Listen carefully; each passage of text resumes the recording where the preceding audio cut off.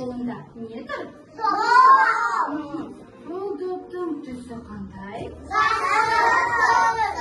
Жасылды жарасыңдар балалар. Мен сендерге жол келген жоқпын. Сендермен бірге сергіту сәтін жасағым келеді. Менімен бірге жасайсыңдар ма?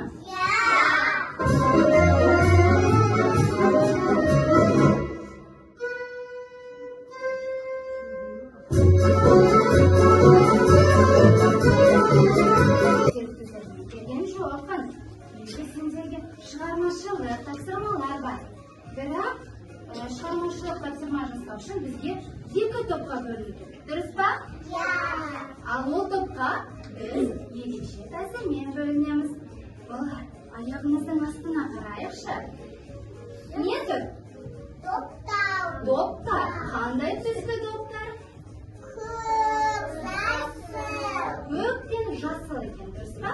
Ендеше бізде бірінші үстел жасыл түсті доптар екен, екінші үстел көк түсті доптар екен.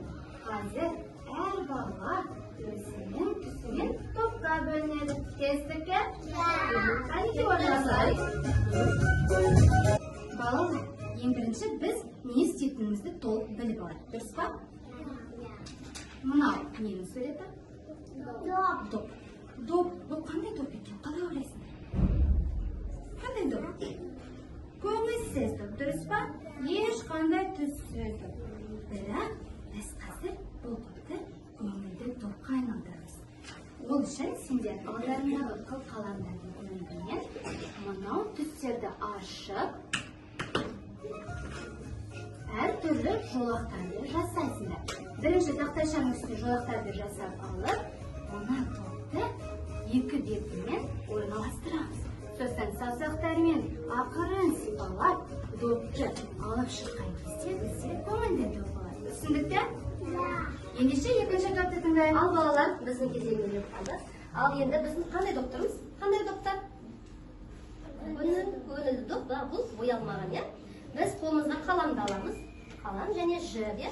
Мен түсіндіріп алайын қазір.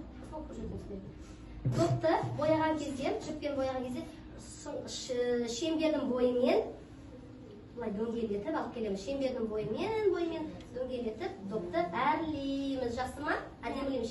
Сыртымен бастаймыз, сосын ортасына келіп аяқтаймыз. Сонда бізде дөңгелек доп, көңілді доп шығады. Жақсы ма?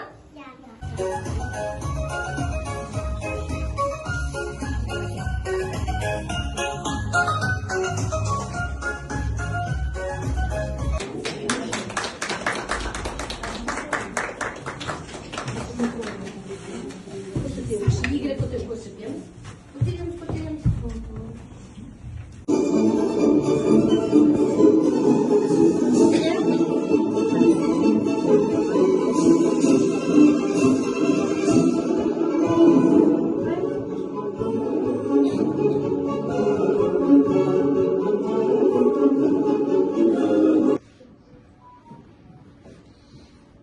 Іс-әрекетіміз сендерге ұнады ма? Түрлі түсті доптарды таңдай отырып, сұраққа жауап беріп, іс-әрекетімізді қорытындылайық.